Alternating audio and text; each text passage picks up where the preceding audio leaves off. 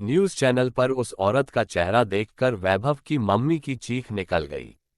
वैभव का रोना बंद ही नहीं हो रहा था। फिर पापा ने सबको समझाया कि कुछ गलत फहमी होगी, ऐसा नहीं ही सकता है, वो कोई और औरत होगी। थोड़ी देर तक घर का माहौल बिगड़ गया था। किसी के मुंह से कोई आवाज नहीं निकल रही थी। घर में डरावना सन्नाटा सा छा गया था। थोड़ी देर बाद सब अपने अपने कमरे में सोने के लिए चले जाते हैं। वैभव और उसकी छोटी बहन अपने मम्मी पापा के साथ ही सोते हैं। आज किसी को नींद नहीं आ रही थी। सब लोग चिंतित थे। सबको अंदर से डर लग रहा था। रात के करीब 2:30 बजे होगा। सन्नाटे में मम्मी को कुछ हिलने की आवाज आती है। वो पीछे मुड़ के देखती है तो उसकी चीख निकल जाती है। आवाज सुनकर वैभव के पापा जाग जाते हैं। वो दोनों देखते हैं कि वैभव की बहन बेड पर से 3-4 फीट ऊपर हवा में उठी हुई होती है। दोनों को कुछ पता नहीं चलता कि क्या ये सच है या वो लोग सपना देख रहे हैं। फिर अचानक एक जोरदार बिजली कड़कने की आवाज आती है। वो दोनों डर जाते हैं और फिर वैभव की बहन की ओर देखते हैं तो ऐसा लग रहा था जैसे कुछ भी नहीं हुआ। वो बेड पे लेटी हुई थी। हैरानी की बात तो ये थी कि इतना कुछ हुआ फिर भी वैभव नहीं उठा। वो सो ही रहा था।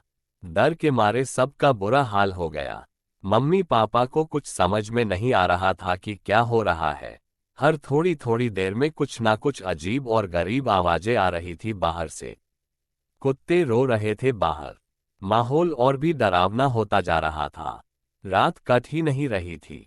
ये काली अंधेरी और डरावनी रात खत्म ही नहीं हो रही थी। हर थोड़ी थोड़ी देर में अलमारी का दरवाजा खुलता था और बंद हो जाता था। खिड़की भी जोर जोर से खुल बंद हो रही थी। अब मम्मी पापा को पता चल गया कि उस औरत वाली बात बिल्कुल सही है। उसी औरत ने कुछ काला जादू किया है घर पर। पापा बोलते हैं कि हमें कैसे भी करके आज की रात निकालनी होगी। मैं दादाजी को बुला के लाता हूं, कहीं उसे कुछ हो ना जाए। इतना कहकर पापा रूम से बाहर निकलते हैं। जैसे ही वो रूम से बाहर निकलते हैं रूम का दरवाजा जोर से बंद हो जाता है। माँ और बच्चे अंदर ही फंस जाते हैं।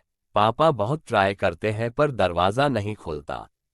मम्मी बहुत डर जाती है। चिल्लाने की आवाज सुनकर दादाजी अपने कमरे में से बाहर आ जाते हैं और पापा को पूछते हैं कि क्या हुआ। पापा दादाजी को सब बताते हैं। फिर पापा और दादाजी दोनों मिलकर दरवाजा खोलते हैं। बड़ी मेहनत के बाद दरवाजा खुलता है। फिर सभी लोग एक कमरे में इकट्ठा हो जाते हैं। सब लोग डर हुए थे। किसी को कुछ पता नहीं चल रहा था कि अब क्या करे। डरावनी आवाजें बंद होने का नाम ही नहीं ले रही थी। कहीं से कोई ना कोई चीजें उड़ के उन लोगों के ऊपर आ रही थी। ऐसा लग रहा था जैसे वो भूत सब लोगों की जान लेकर ही मानेगा।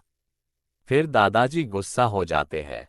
वो अपनी जेब से माला निकालते हैं और हनुमान जी का मंत्र बोलने लगते हैं। वो सब लोग को हनुमान जी का नाम लेने के लिए बोलते हैं। पहले तो जैसे ही सब लोग भगवान का नाम लेते हैं माहौल ज्यादा ही भयानक होने लगता है। दादाजी बोलते हैं कुछ भी ही जाए भगवान का नाम बंद नहीं होना चाहिए, और दादाजी जोर जोर से मंत्र बोलने लगते हैं। तभी अचानक किचन में से सारे के सारे चप्पू हवा में उड़ने लगते हैं और बहुत तेजी से दादाजी के और बंदूक की गोली की रफ्तार से जाते हैं। तो दोस्तों क्या लगता है आपको, आगे क्या होगा? क्या ये दादाजी की आखिरी रात होगी? कैसे बचेंगे सब लोग? क्या ये सब लोग जिंदा बच पाएंगे? कैसे छुटकारा पाएंगे सब उस औरत से?